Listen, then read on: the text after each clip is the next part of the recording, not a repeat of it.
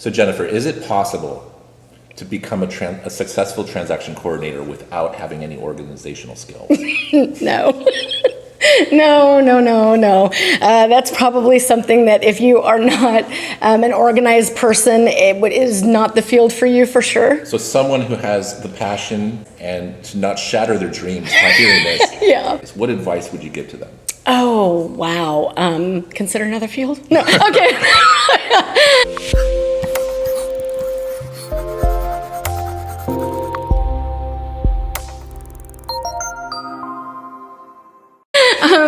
That's a hard one because TCs are definitely a certain type of personality. I equate it to, I'm one of those people that loves puzzles, and that's literally how I feel like a transaction is, and I've talked to other transaction coordinators the same way. It's kind of like it's this swirling puzzle pieces when we first get it, and when we get closer to escrow, it's done, and we present it to the agent and go, ta-da, and that's literally how I feel about it. So if you're not able to literally pick and choose and organize and prioritize, you're in the weeds and you'll never get out. I love that analogy. Yeah. The puzzle.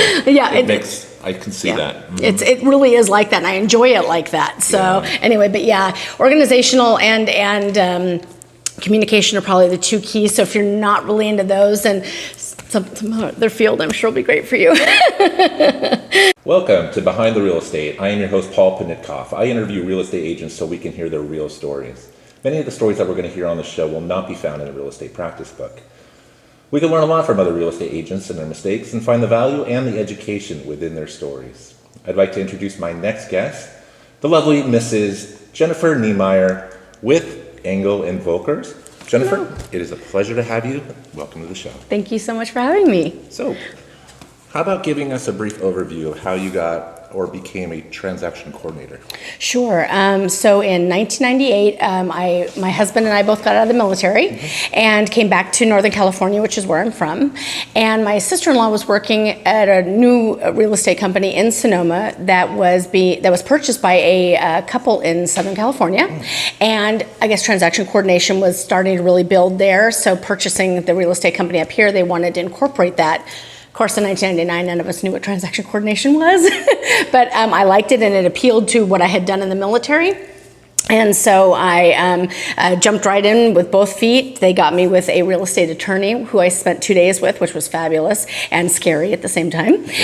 But also really gave me an insight as to why it was such an important role to be played, especially in California. Mm-hmm. So that's how I got into transaction coordination. Did you train underneath someone, or was it just the attorney for 2 days? It was the attorney for 2 days and then the owner themselves. And they had really, vacationed many times up in Northern California and done their own research before finally deciding to come here and do real estate. So they had an idea of exactly what they wanted to do. And it was really, at the time, cutting edge, the checklist, what they wanted to have done, what they wanted to have supervised. And but they let me tweak it to my own organizational skills and everything, which really ended up working out really well. And I, in turn, then over the years have been training lots of transaction coordinators for many different companies, and it's worked out really well. So you're the go-to. You are now the mentor. I'm probably the oldest person in the biz. Well, maybe not by age, but by how many years I've been in it. And how long have you been doing So this is my 22nd year. Oh. Yeah.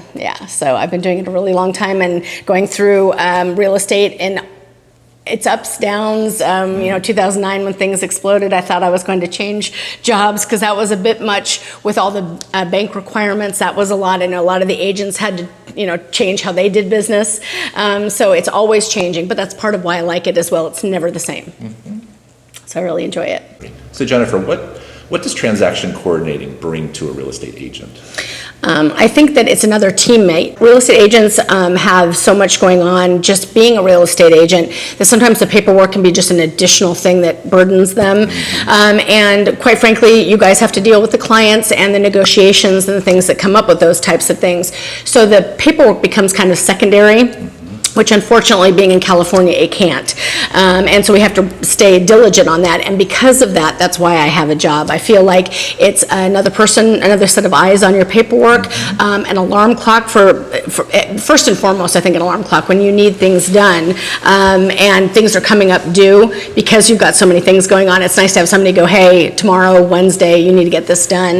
I think that it's really, really good. And quite frankly, if all of your I's are dotted and all your T's are crossed, you're less apt to hopefully go into any kind of litigation because everything's being looked at, and then the broker's looking at it as well. So I think it's just like you now have people, you have a team.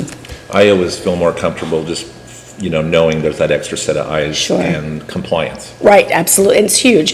Again, especially in California. And the real estate attorney, years later, I actually was able to go in and watch a couple of litigations, and the attorneys they'll be suing about one particular thing, but they will ask for the entire folder and then review it, and then they will paint the entire transaction with one broad stroke. So if even though they're suing about something that happened with the pool, other things will come up because they'll nitpick those things. So I feel like it's really, really good, because while everybody's in the honeymoon stage, it's wonderful, but then you hear from the client 6 months later something's really bad or was obviously not disclosed, and then that's when things start getting crazy. So if everything's done right, it's That's good. right. Yeah. Gives me peace of mind. Right, absolutely, for sure, yeah.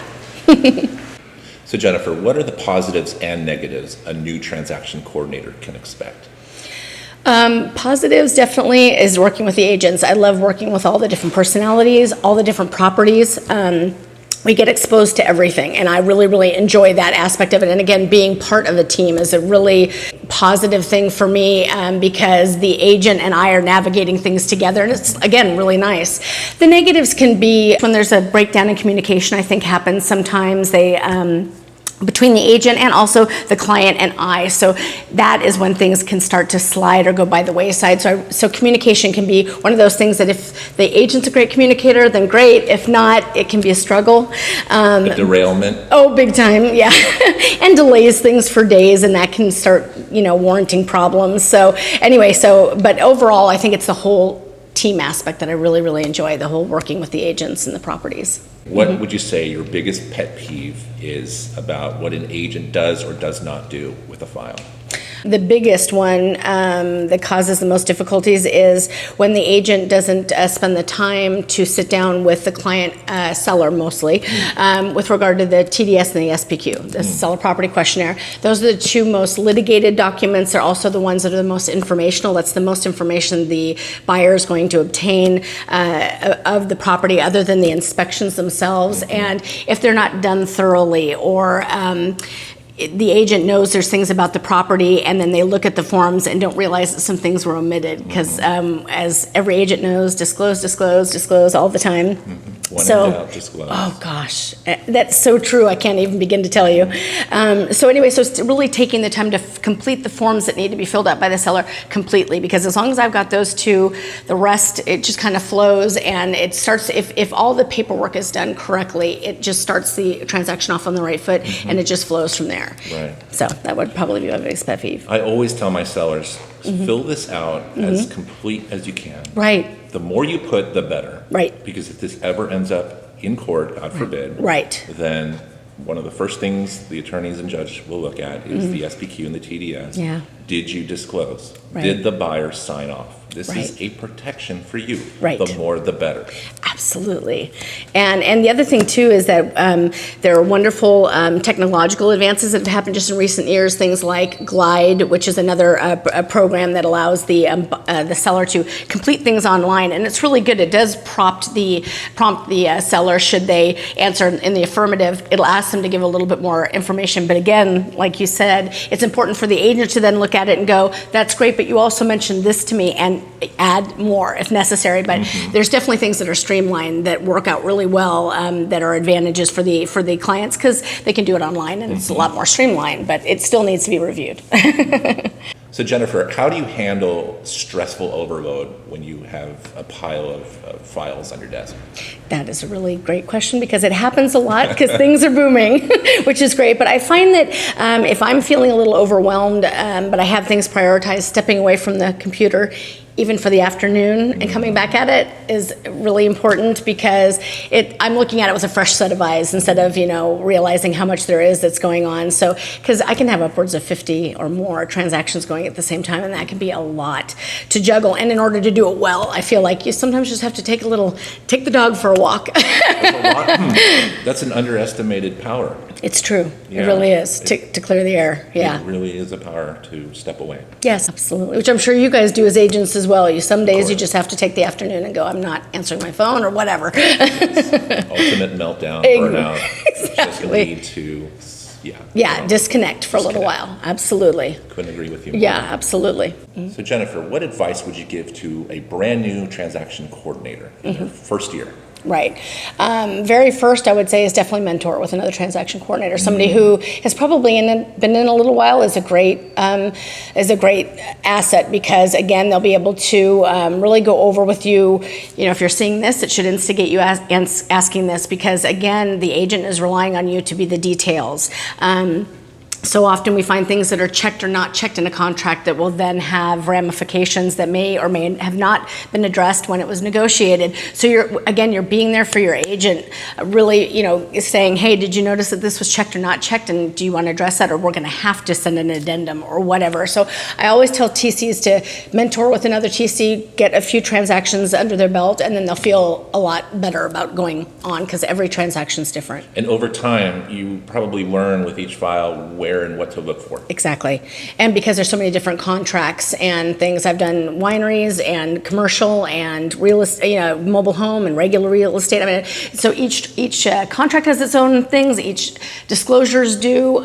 We don't really necessarily go into the reports, everything, although we do look at the preliminary title report. It's making sure that all the parties that are named in that are on the contract, and like that, you're really being the second set of eyes for the agent, which is hugely important, because things are coming in throughout the whole transaction, so stuff is coming up all the time. So Jennifer, can you give us an example of what a nightmare, horrible file looks like? Yeah,